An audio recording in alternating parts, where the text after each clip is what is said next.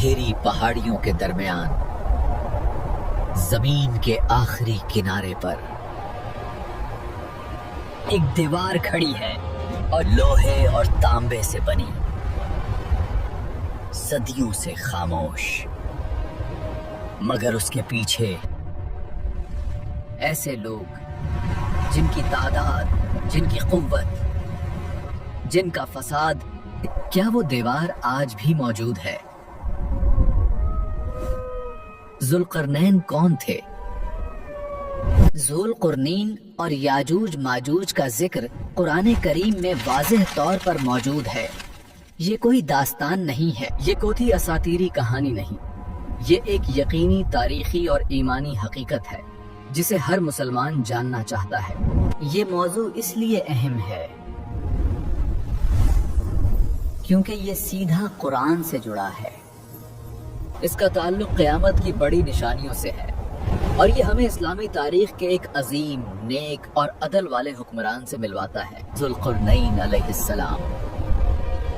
آئیے حقیقت تک پہنچنے کے لیے سفر شروع کرتے ہیں۔ قرآن کہتا ہے وَيُسْأَلُونَكَ عَنْ ذِي الْقَرْنَيْنِ، اور وہ آپ سے ذوالقرنین کے بارے میں پوچھتے ہیں۔ مفسرین کے مطابق وہ اللہ کے نیک، عادل اور طاقتور بندے تھے۔ اللہ نے انہیں مضبوط سلطنت عطا کی، زمین میں طاقت بھی اور ہدایت بھی۔ کوئی شک نہیں کہ وہ اللہ کے خاص بندے تھے، لیکن نبی نہیں تھے۔ اکثر مفسرین کی یہی رائے ہے۔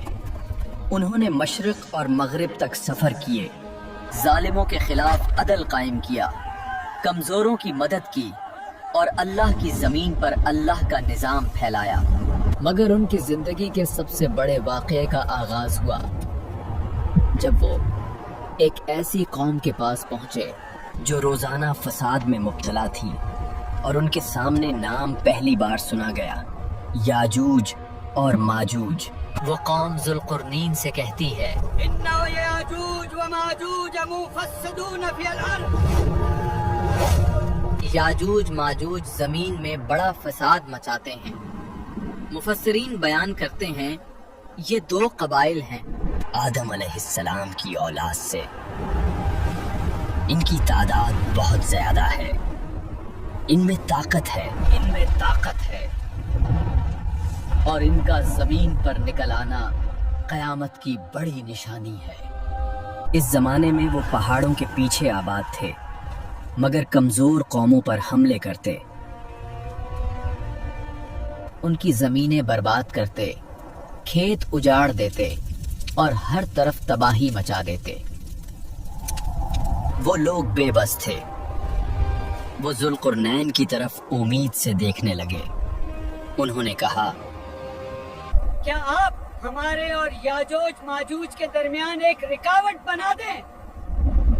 یہی وہ لمحہ تھا جہاں تاریخ کے سب سے عظیم تعمیری معجزے کا آغاز ہوا۔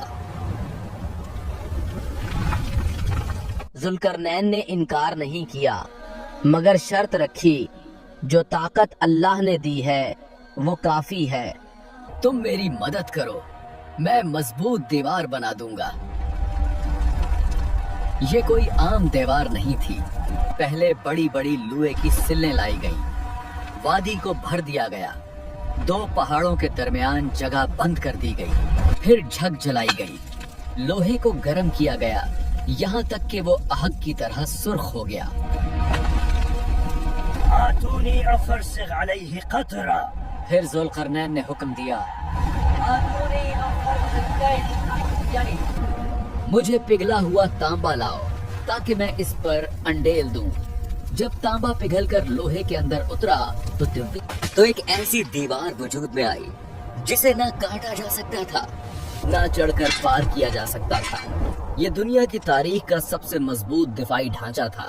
اللہ کے حکم سے دیوار مکمل ہوئی تو ذوالقرنین نے اعلان کیا یہ اللہ کی رحمت ہے۔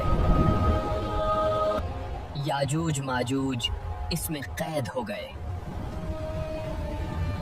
مگر جب میرے رب کا وعدہ آئے گا تو یہ دیوار ٹوٹ جائے گی۔ یہ کوئی مستقل قید نہیں تھی، نہ ہمیشہ کی رکاوٹ، بلکہ قیامت کی نشانی تھی۔ رسول اللہ ناگن نے فرمایا کہ یاجوج ماجوج روزانہ دیوار کھودتے ہیں، جب تھک کر رک جاتے ہیں تو اللہ اس دیوار کو پہلے جیسا کر دیتا ہے۔ ایک دن ان کا وقت پورا ہوگا، وہ کہیں گے انشاءاللہ کل اسے توڑ دیں گے، اور اللہ کے حکم سے دیوار ٹوٹ جائے گی۔ وہ دنیا میں پھیل جائیں گے، ہر سمت تباہی مچائیں گے۔ یہ قیامت کی سب سے بڑی علامات میں سے ایک ہے۔